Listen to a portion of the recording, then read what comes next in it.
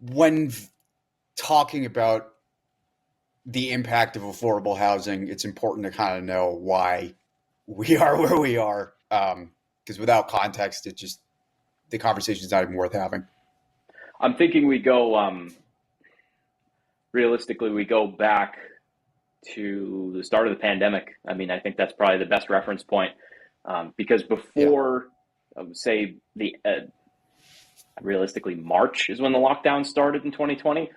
Before then, it was reasonable for a dual income household or even a single income household to buy a single family home without too much issue. I mean, when I bought my first house in town, I paid $180,000 for it, and it was a starter home, to be sure, but nothing, just looking at what you would spend now for the same thing. So like the way I see it anyways, the couple of factors that played into it at the start of the pandemic, and I don't want to say any of them were super unique locally.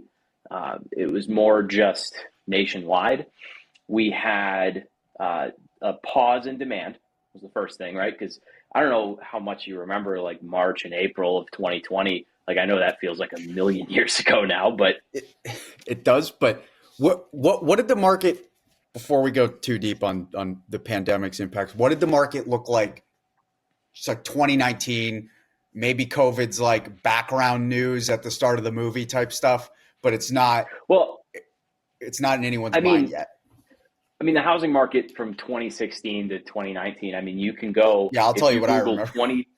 If you go to like 2016, 2019, if you Google that and put in like millennials not buying or something like that to look for news articles, everybody was freaking out because nobody was buying. The millennial generation, which we're on the tail end of, we weren't buying houses.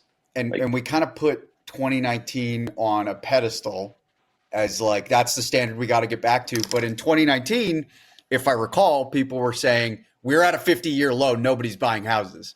So, yeah, I mean, 2019 might be great compared to right now, but kind of sucked. Yeah, it wasn't, we were on a trend for a very long time. And, if people find this conversation interesting, we can certainly go back and look at how we got here, like in a more royal sense from, go all the way back to the Great Depression. But coming from 2019, where when I bought my house, there were 2 offers on it in the first 10 days, which at the time was like, whoa, can't believe it's getting that much activity. Pandemic starts, everybody hits pause for 2 months. And then what happens? We have the lockdowns and people start realizing, hey, I don't want to live in my 800 square foot apartment outside of Boston when I'm locked down. Like, we didn't really have it that bad in New Hampshire. But I mean, certain parts of the country had it horrible with the lockdowns for like a pretty ridiculously long time, if you ask me. And I think that also kind of demonstrated maybe the value to younger, now 30s generations, that like, hey, owning your own property is pretty cool, because you're not at the behest of, whoever owns your living situation, while things kind of go awry in the world, or while there's not so much confidence in a lot of places. Or even just like, we think about it in the context of living in Stratford County, New Hampshire, right? But it was like, you couldn't go outside, period. Like, hey, I want to take my dog for a walk in the park. I want to sit outside and have a fire. And you have a SWAT van showing up because hey, guess what? If you don't have your own property to do that, you can't. So like being able to have a sit in your backyard became this huge luxury item. So that there was the quick pause in the market for about 60 days. There was everyone realizing, hey, having your own space is pretty awesome. And then the piece that I think literally everyone forgets about is that the first week, I believe it was in March, and keep in mind in this conversation, we're recording this, all the dates and figures I'm using are like rough estimates. We're going to paint the picture as accurately as we can, obviously, but it's not going to be precise, but it's showing you what the picture looks like. But like first week of March, we'll say, the stock market fell off a cliff. everyone forgets about that it just tanked. It was down like 36% or something like that. Yeah, I think it was like crisis level stock plunge, like market it was plunge. Yeah. almost at, if not worse than 2008. It was horrible. But the piece that happened is it was a blip. It happened, and then the Federal Reserve immediately reacted and said, boom, interest rates are zero. The Fed funds rate has become zero, which it's a whole other conversation as to how that trickles down to mortgage rates. But when you add in, so you've got all this demand from people, there's a pause, 60-day pause, so there's that pent-up demand. There's basically an entire generation realizing that they need to buy a home, and they've been waiting and didn't realize the value in it until it was forced on them. And then the cost to borrow money drops to nothing, basically. I mean, I know plenty of people who have an interest rate that starts with a 2 and not 20%, like 2%, which is ridiculous. Yep. And then, like, I just went and looked before we started this conversation. The housing stock, like the amount that was built, it's down about 20% this year versus 2019. But after, the Great Recession, builders got so wiped out that there was just not enough building. And like, we're not saying anything when I say that, oh, there wasn't enough building. I'll quantify that later on, but there just wasn't enough housing stock at that point. Yeah. And so you've got all this demand and you've got interest rates that have just plummeted to nothing. So the cost of borrowing goes down. It's pretty easy math on what happens next. Yeah. And it's fun to pick on national statistics when they benefit your argument and leave them out when they don't, because real estate's hyper localized. But I think as a country, we're like approaching 30 years behind on building. I think it's significantly higher around here, but I'd have to look at the data on that. I believe there was I just saw a thing on Housing Wire that we're looking at between 2020 and 2040. New Hampshire needs to add 60,000 housing units, which is a lot. That is a monumental task. It's a lot of planning board meetings. Yeah, it sure is. So all right, we've got the demand, we've got the cost of borrowing dropping, prices skyrocketed, right? All these people who either moved to the state, there was a lot of those people, or just decided, hey, it's time to buy a home. And it's not too surprising that Rochester was caught up in the middle of that, because we've always been way more affordable than like living in Portsmouth or Exeter or something like that. Yep, you're still within driving distance. Yep. Yeah, you're in striking distance. You hop on 16, you hop on 125, you can get wherever you need to be. So it's no surprise that we're kind of one of the epicenters of it. And so go through end of 2020 through the first half of 2022. I mean, when I say it was pants on fire pandemonium, and if you know anybody who's looking at buying a house in that time, but there was one specific property that floors me. It just, every single time I think about it, it's on Salmon Falls Road, right at the corner where they're building that new huge SIG factory.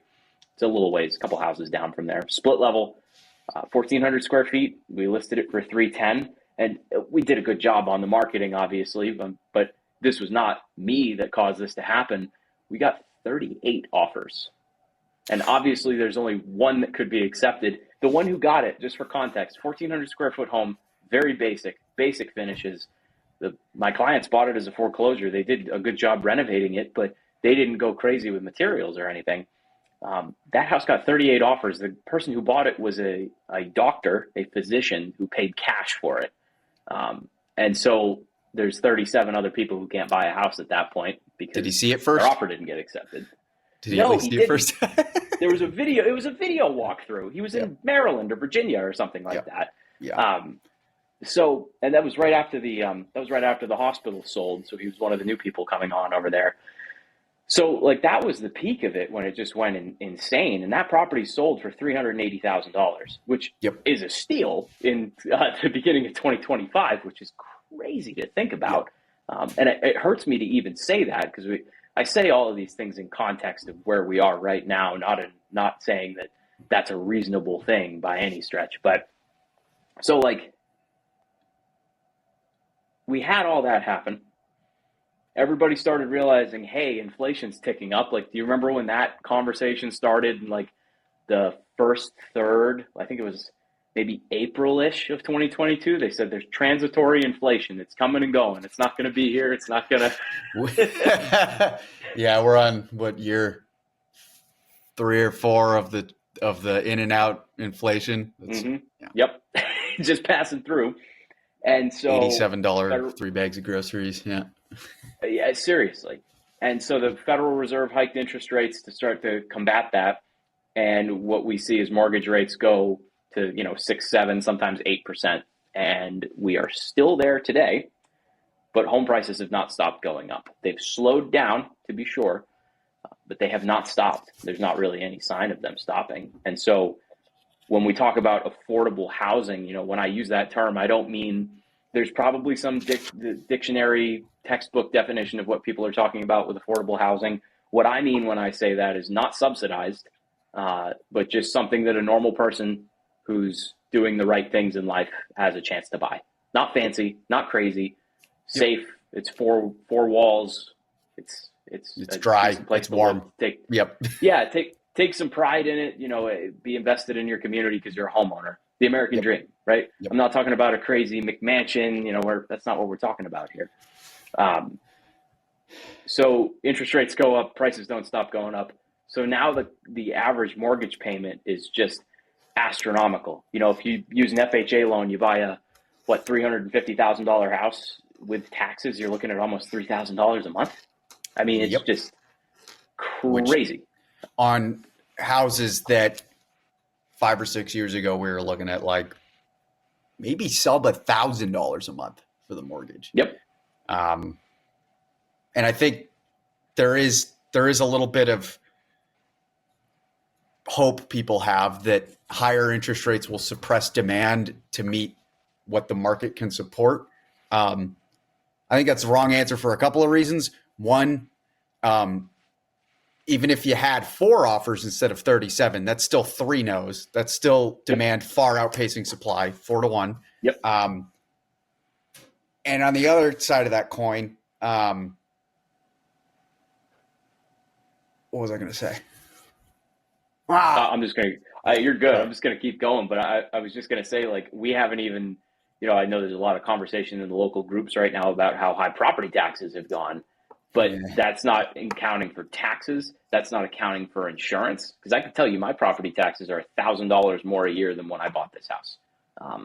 And realistically, does that line up with inflation? It probably does, but that's a whole separate conversation. There's the homeowner's insurance craziness where there's standards for how the condition your house has to be in, or it just about has to be a new build now. So suffice it to say, we're recording this on the 14th of January in 2025, and things are not good. No. They haven't been good for a while, but specifically right now with the 30-year fixed hovering around 7%, I believe the 90-day average for active listings in the state of New Hampshire was $600,000 as of yesterday. And that's statewide. That's not Rochester, but you get the point. It's not great. Yeah. This isn't news to anybody, but that's like how we've gotten here so far, and where we're at right now. And you had said you kind of started down the path of, all right, how do we fix this? So like, here's how I see it, and tell me where I'm off base here. There's, it's really a supply issue and a demand issue, and there's other things that a politician may try and insert in here somewhere, here or there to try and fix it. But you can either suppress demand or you can increase supply. I think the third thing that people attempt to do, which I'll talk about in a minute once we hear your thoughts, but the third thing that you hear people attempt to do all the time is to make it so that it's easier to spend more for a house, not monthly payment. That's our favorite. That's how you fix everything, right? Yeah, just right. Give everyone more money. If there's more money in the system, what could possibly go wrong? Everyone can afford everything, right? We couldn't possibly imagine what could go wrong there. But no, like, am I off base there? It's literally just supply and demand at this point. It's supply and demand.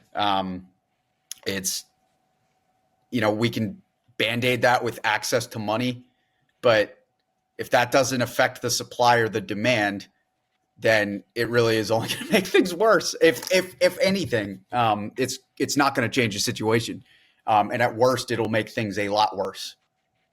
So Because just for people listening, you mentioned the term access to money. Like, what does that mean? So let's say interest rates come down a point, so 1 percentage point. So we'll say they're at 7 now, just for the example's sake, and they drop to 6. That's more. I would use the term horsepower. You can now take a larger loan out because your monthly payment isn't supporting a higher interest rate.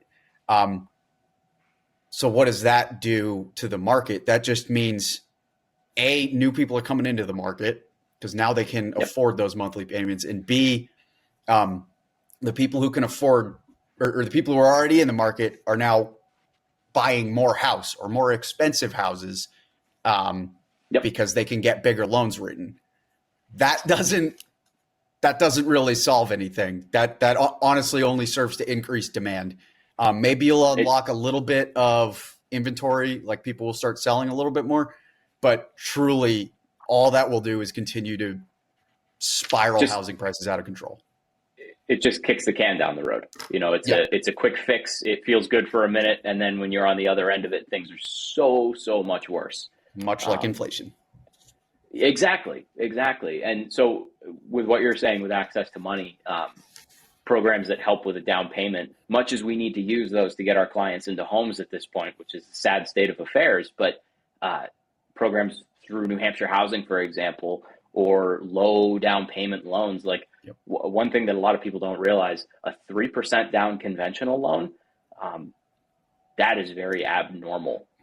That's not, if you go back not that far in our history, there are plenty of people still alive in town who would remember this, where you needed 50% down 50%. To buy a house. Yeah, exactly. And that was 50% was like a low down payment at the time. Yeah. So what about the argument that you hear people make? Oh, go ahead. I'll give you an example of how far we've come. 50% down being a low down payment was that the price of the house, the total cost of the house was probably less than that person who was buying it made in a year. Now we're at the point where even for a $300,000 house, who is making $300,000 a year? A very, very small fraction of us.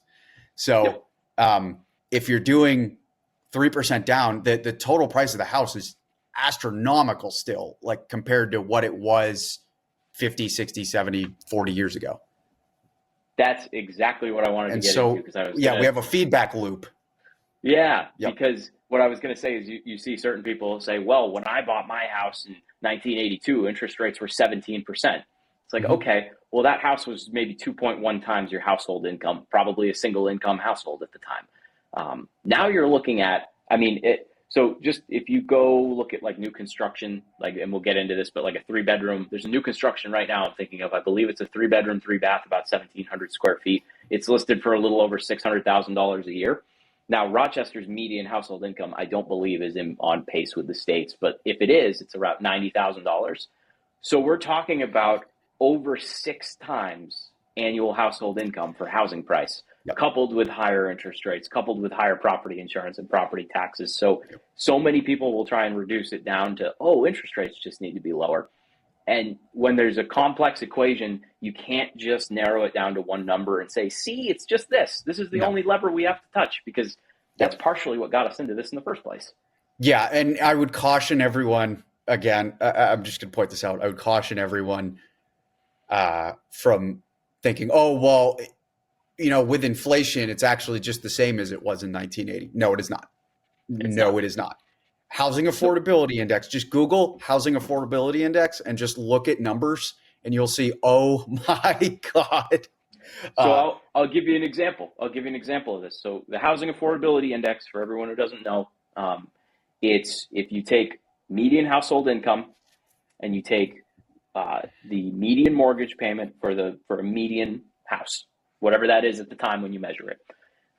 If the index is 100, that means household income is exactly what you need to qualify for that mortgage. If it's over 100, that means you've got some extra horsepower, extra purchasing power. If it's less than 100, that means the median household cannot buy the median home. In 2019, I believe the last time I went back and looked, which I shouldn't because it makes me sad to think about, Yeah. I want to say it was about 170, which meant if you were an average household, you could go, buy an average house, or you had a little bit left in the tank. You could buy more, or just be really comfortable financially where you're at. Last month, the affordability index was 60.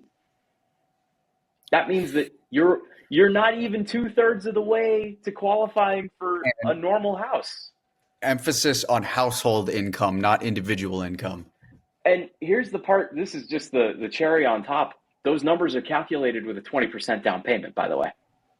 Which who has that these days? I know a lot of people do, but a lot of people don't. There's a lot of people do, but there's a lot of people buying their first house who, unless they've been waiting their entire lives to do it, what's a 20% down payment for the average first time home buyer house in Rochester? We're talking $80,000. Yeah. How many 25 or 30-year-olds have that much sitting around that they're willing to drop on a house and still have savings afterwards?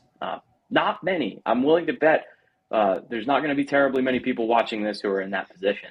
No, especially not right now. So, if you are, that's awesome. That's awesome. Good for you. Good for you if you are. You've done all the right things. I love you for it. But right now it's a little uncommon.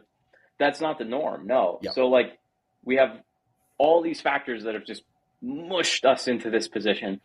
Yes. Now the question, and we've talked about what the position is, which is there's very few houses for sale. There's very few being built. Everything is unaffordable. And here's an interesting thing. This goes back to the property tax conversation that everyone's been having. And I think this is pretty relevant. So not to get into the whole tax thing too much, but property taxes are calculated based on the market value of the property, right? That's the only fair way we figured out how to do it. Whatever the market value is, that's what you're getting taxed on. So as the market exploded in late 2020 through the first half of 2022, the first thing became unaffordable was the most desirable properties. So single family homes over 2,000 square feet, the newer ones. And then when those became unaffordable to the average buyer, the newer, smaller houses became unaffordable. And then the older big houses became unaffordable. And then the older small houses became unaffordable. And from there, that all happened in 6 months, by the way, for the normal person. It's very quick. Gone. It's very quick. Yeah. And so we have that, and then it's okay. Townhome style condos, I guess I can make that work. I'm all right with this. These are newer. Those became unaffordable real quick. Those are $300,000 now with a condo fee. And then here's one of my favorite examples. If you're local and listening to this will kind of resonate hopefully a little bit, or it may disgust you a little bit because it disgusts me. In 2020, I helped a client of mine buy a condo in Woodland Green, which for those of you who don't know, they're 2-bedroom, 1.5 bath, a little over 1,000 square feet. They're apartment style condos, very basic, but it's a good little community over there. He set the price record with that purchase of $134,000. It's the most anyone had ever paid for one of those condos at that time. And if you're familiar with the association, you're laughing to yourself or maybe crying a little bit right now because those trade for $270,000 to $280,000 now, which is absurd. They've more than doubled in value. But that's what happens as the more desirable housing becomes unaffordable. The simpler and more affordable products become unaffordable, right? So the condos skyrocketed in value. And then the trailers, the double wides, single wides, manufactured housing in parks, really the last bastion of affordable housing. I mean, just a few days ago, we had a client who lost out on a multiple offer situation on a $150,000 trailer. And it was in good shape. Don't get me wrong. It was a nice looking place, but that's crazy. That's just, when you stop and think about that, that's where property taxes, the redistribution of where they're coming from has happened, because something that was $40,000 in 2019 suddenly is $200,000 now. So I will say to you, if you're enraged that your property taxes went up, look at all the money you've made. You got that stuff banked. Sell whatever you got and move to Florida. You get a lot of house for not a lot of money down there. Seriously, I hear anyway. So it's in that that's kind of the position we're in, where literally every type of housing has become unaffordable, because I didn't even Yep. get into the fact that if you have a mobile home in a park, you need special financing that you think Yep. 7% is high for an interest rate. Try 11. Like, that's just Yep. where it's at. So, Yep. and the shorter loan terms and all that. So Yeah. we've pretty well defined how we got here and where we are, I'd say. I believe so. What do we do? How do we get out of here? How do we escape? So some will say build a bunch of nice houses. And I have 2 vignettes I'm going to paint for you about building nicer houses. So I want a luxury apartment. That's me. yeah. So if I am your average consumer and I am trapped in the middle of the desert and I am dying of dehydration, will I accept somebody running up to me with a Pepsi and drink it? Yes. But a doctor's probably going to say I need electrolytes and water. Maybe not a Pepsi. Maybe a Pepsi doesn't help all that much. It's helpful. It's better than nothing, but it's not life-altering. And I'll take that a step further and I'll say, we don't need – let's look at the car market. We don't need another $96,000 electric sedan in this country, in our car market. We don't. The average car price like 3 years ago was the average new car price was like 44 grand. I'm sure it's higher now. We need cheap, easy to get, plentiful cars like that are $23,000, that are maybe just under $30,000. We don't need another $110,000 pickup truck with every, bell and whistle. Yes, those will sell, but we need regular to fix the demand and supply issues. We need just regular cars. I'm guessing in your analogy that the Pepsi would be 3,000 square foot colonials and $3,000 a month luxury apartments. Bingo. Hey, look, I got some we even got the confetti. going on. That's cool. I love it. Ding, Yeah, ding, bingo. ding, that's a winner. You won. Yeah. No, what we need in the desert is what the doctor's ordering. Poland Springs and a ride out. That's what we need. Some water and a ride. And what does that look like? 40,000 housing units that are affordable. Yeah. And so when you go look at, I had it up earlier. I can't tell you for sure what it is now, but there was like 9 houses that would meet my definition of that that were built in Rochester last year. And here's what I'm talking about with this. There's apartments being built, right? There's apartments built everywhere. You'll see townhomes built. There's a lot of those down by Oak Street. I think it's Ledgeview, the circle over there. It's like kind of the top of the hill thing. That's kind of the bottom end. There's a lot at the top end that you'll see built, like 2,000, like anything bigger realistically than like 1,800 square foot colonials that are 3 bedrooms, or any style of house that are 3 bedrooms, but they're big. They're bigger than they need to be. And when I say need to be, I'm not making some sort of objective value judgment as to what you need to live in and what you should be happy with. I'm talking about, like, what is a simple house? What is a simple house that our parents grew up in, or our grandparents, for example? Mm-hmm. There was only, I want to say it was like 7 houses between my definition, right? Like 12 to 1,700 square feet with 3 bedrooms. Here's why that range is important, because they're not built anymore. And that is the classic definition of a starter home.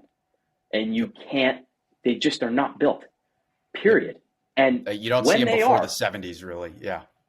No, and here's the crazy part. When they are, what do we see? When we see a small home like that, they have beautiful hardwood floors, they have beautiful granite countertops, tile showers, 2.5 bathrooms with a primary bedroom suite, that sort of thing. Yeah. That is not what we need. That hasn't been what we've needed for maybe 20 years. No. We need simple starter homes. Like what is that simple starter home? What does that mean to you? I know you have your own definition of it, but sub 1,500 square foot, 3-1, maybe 2. I'd like a garage, but I mean, we are where we are. Yeah, that's really, and in my head right now, that comes in at like 330 maybe. We're not there. Find that for 330 right now. You won't. The cheapest new construction home listed for sale in New Hampshire right now is over $450,000, and it's 1,200 square feet, and it has beautiful hardwood floors and granite countertops, and I believe a tile shower surround. That's not what we need. I'll tell you exactly what we need. We need as many of these in Rochester as possible, as many as someone can possibly build. Whatever inexpensive flooring, vinyl plank, something like that.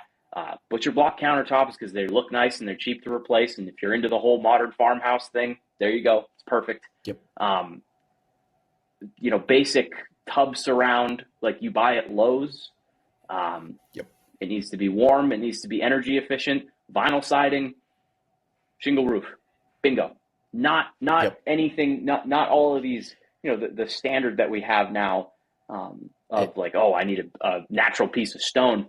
That's not to say, like a couple years ago, that was attainable. That's not to say that shouldn't be attainable, because it could be. And the fact that it's not is crazy. But, we have to deal with where we're at, not with where we want to be. Yeah. And I mean, yes, absolutely. The hipped roof, 4-bedroom, 3-bathroom colonial with a 3-car garage will sell. Swear to God, it'll sell. But that does not attack the issue. That's a completely different sector of the housing economy. Because go ahead. No, you just, I mean, like right now we need houses that you can walk into and live in. They don't need exorbitant amounts of work. They don't require skill. They don't require money. We don't need sexy stuff that adds to the cost without adding to the functionality. I love granite. It's great. I love beautiful bathrooms. They're great. My quality of life doesn't change right now based on the quality of my bathroom. I need the toilet to work, and the shower and sink to work. Yeah. It doesn't have to be something from a magazine, because that's not what the market can afford right now, or the average home buyer. The market might be able to take it, but the bulk of the people, the bulk of the demand cannot afford that right now. Because that's where the valley is in terms of what we need. And it matters more than just like, there's the obvious thing of, there's people who want to buy something on the higher end. That's awesome. There's people who want to rent a luxury apartment, which is, go ahead. I'll point something out. So when I say we don't need something XYZ, so people may think, well, that's capitalism. Capitalism it supports, the price of the home, or the market will take it, so they should make as much money as possible. Got it. Love money. Money's great. This dude called Andrew Carnegie realized that there was a shortage of libraries and hospitals. Great capitalist. Shortage of libraries and hospitals in the United States. If you drive around, if you Google Carnegie libraries and drive around, they are everywhere. What about building a library in every zip code in the United States was profitable to Andrew Carnegie? Absolutely nothing. Nothing was. It was not profitable. He did it because it was the right thing to do. He had the means and it was the right thing to do. So yes, he took a haircut building those libraries and hospitals, but he made the country better. They're still in use today, most of them. I kind of apply the same logic to this situation, where maybe instead of making $240,000 profit per build, the builder, developer, whoever makes 110. Sorry, it's the right thing to do. I have an opinion on this. I have a maybe it's controversial, but I do not think the city council in Rochester, planning board, whoever it actually is, I should know the answer to this, but I don't. Whoever decides, hey, we're going to give some sort of tax advantage to you for doing this development, tax advantage for things that create permanent jobs, that's great. I don't know if SIG got a tax advantage for what they did. They probably did. That's great. They should have. A ton of permanent jobs over there. Building something that is a luxury good should not. No, we all know, what I'm talking about here. We all know what I'm talking about here. If we had a Bugatti factory, sure, give them, because that's jobs. But building a hipped roof colonial, okay, no, sorry, that's not fixing a problem. what they should do, I don't want to just say, oh, we shouldn't do this, which we should not do that. If it's a luxury good, if it is above the mean for pricing of housing, not median. You should not be getting any sort of advantage for that taxing. Period. Even if it's at the mean, because hey, guess what? The mean's unaffordable right now. So even if it's at the mean, the only thing, there's a finite amount of tax advantage we can give.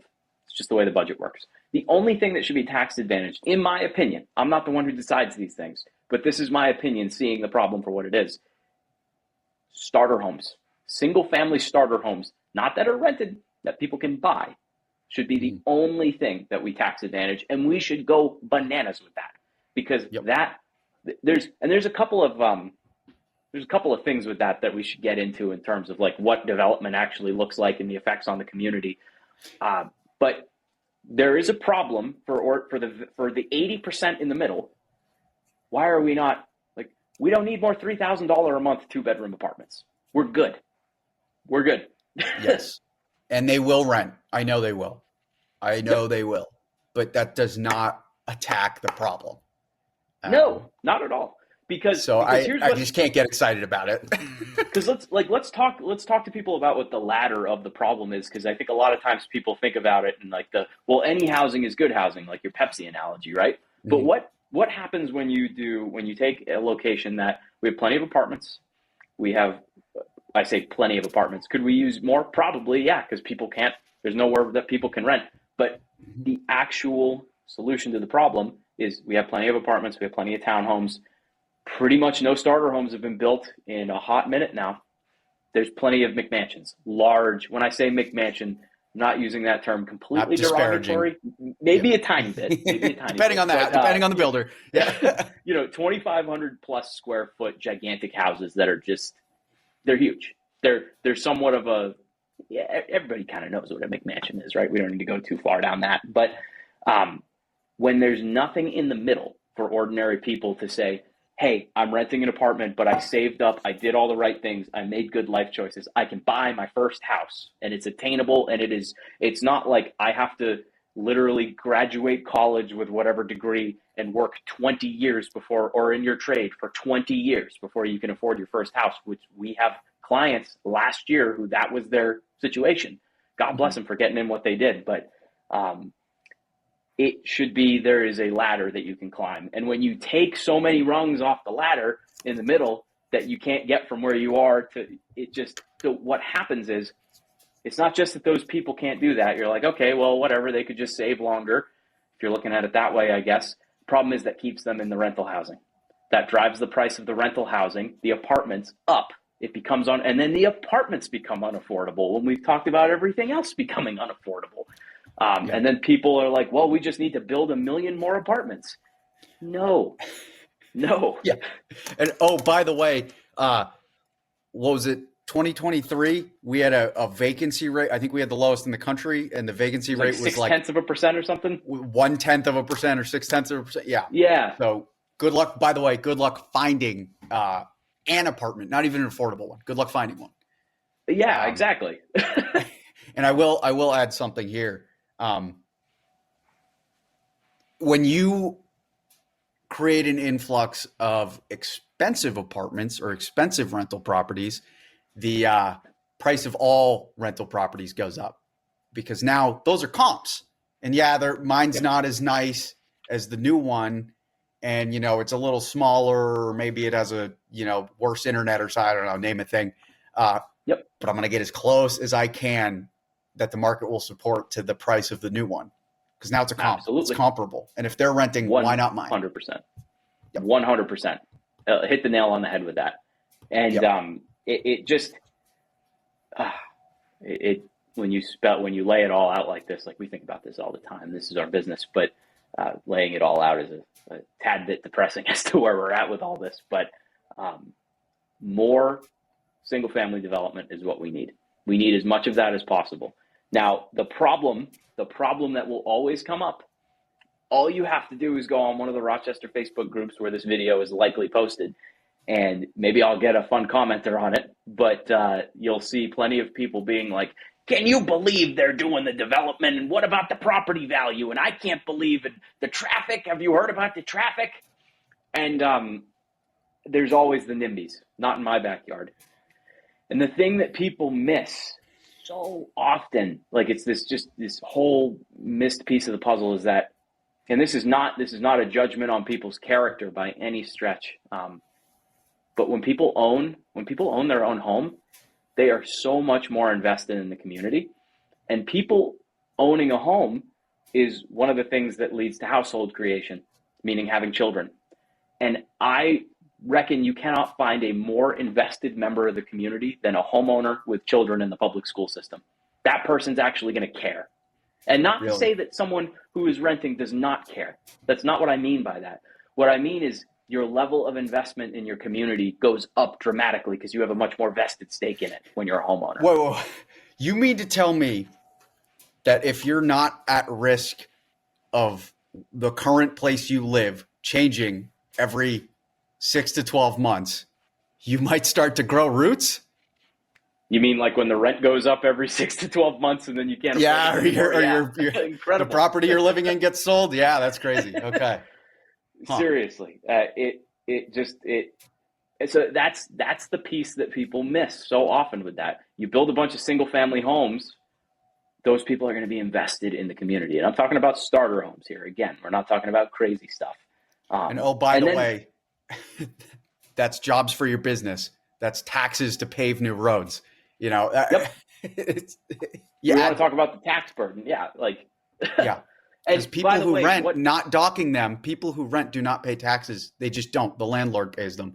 But that's the way things work in our state. I'm not docking people for renting. I'm just saying they are not the tax base of the town. No. And there's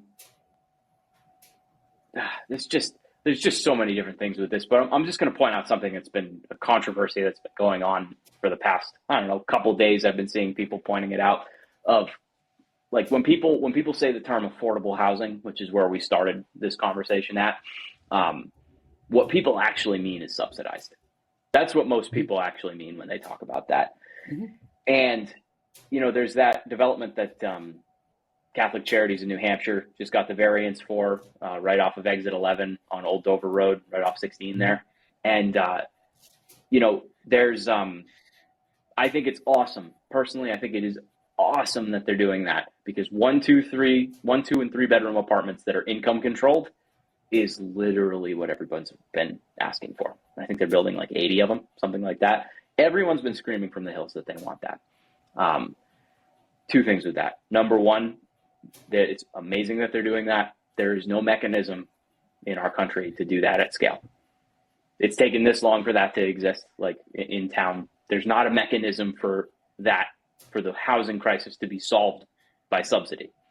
It doesn't exist. No. And then the other piece of it is there are so many people screaming on the local groups about, oh, they're going to get a tax break for this. Can you believe it? Well, would you rather the luxury apartments get a tax break, which is already done, by the way, or would you rather something that helps the ordinary man get a tax break? You know what I mean? Yep. We have to think about these things in context. But exactly. I mean, what about, just trying to think of anything we've missed here. Suppressing demand is not the solution. No. What about the argument? Here's a good one. I have a good one for this, but I've seen the argument a lot. Like, we don't want new people in town. We don't want the city to grow. To me, my opinion is, if you go anywhere where the city hasn't grown in a long time at all, I'm not saying blowing up or anything like that, but if it doesn't grow at all, usually it's dead. Usually it dies economically. I mean, yeah, we're not. I don't really want to live in Pontiac, Michigan. Pontiac is only shrunk. Yeah, exactly. So I mean, what have we not covered? I think we've really run the gamut of everything here. I will say, wherever we post this video, we'll be monitoring comments. So if people have questions about things or input on different things, but I think our summary is the solution to the housing problem in Rochester, New Hampshire over a long period of time. It's not going to be overnight. is build starter homes. Build as many of them as you possibly can. The town should do everything they possibly can to make that as easy and smooth and cheap a process as possible. Yep. That's it. That's the only way we're going to get out of this hole. Yep. There's no, and wait, we forgot about one good thing. We forgot about one whole category of this. I got something too. Go ahead. You go first. Okay. Well, hang on. So we can't lower housing prices, by the way. It's not going to happen. When we talk about adding the right type of inventory to the market in the right places at the right times, it's not going to suppress housing prices. Don't worry. You're not going to lose value in your house. The bank's not going to let that happen. All we're saying is the market's crashing tomorrow. Yeah. All that is going to do is slow price growth, hopefully long enough that wages and, household incomes and everything can increase with inflation to maybe meet the average housing price. So we're not talking about slashing 20%, which, by the way, if we slash 20%, it wouldn't really, it would only hurt people who bought in the last year. But we're not talking about killing housing prices. We're talking about slowing their growth, because guess what? You've doubled your money in the last 5 years. Okay? Yep. 100%. Which is abnormal. That is exactly what I was going to talk about. It's this notion that you see all over the place. There's people I talked to in 2020 who said, "Oh, I'm not going to buy. There's a crash right around the corner." It's one particular instance I'm thinking of on Washington Street, right before you get to the 16 overpass, where those little capes on the side there, the little 1,200 square foot capes, and the client at the time was like, "Oh yeah, no, not a chance. I'm going to buy this. Everything's going to crash soon." And those sell for $100,000 more than they were when he looked at them now. So it's like and people say, "Oh, we're in a bubble." And you could make an argument that it's a bubble, but guess what? Here's this harsh reality of our current situation. The system requires that the market does not crash. Mm-hmm. It is what it is at this point. If the market crashes, like there are so many follow-on effects from a market crash, as we saw in 2008, as to what that would look like, that just with New Hampshire's current economic situation, the current housing stock, the number of people that are looking, if I waved a magic wand right now and I said, whoosh, half the people in Rochester who are looking for homes don't exist anymore, would our clients have won the offer on that mobile home yesterday? Probably not, because there's more than two people for literally every single house that's for sale.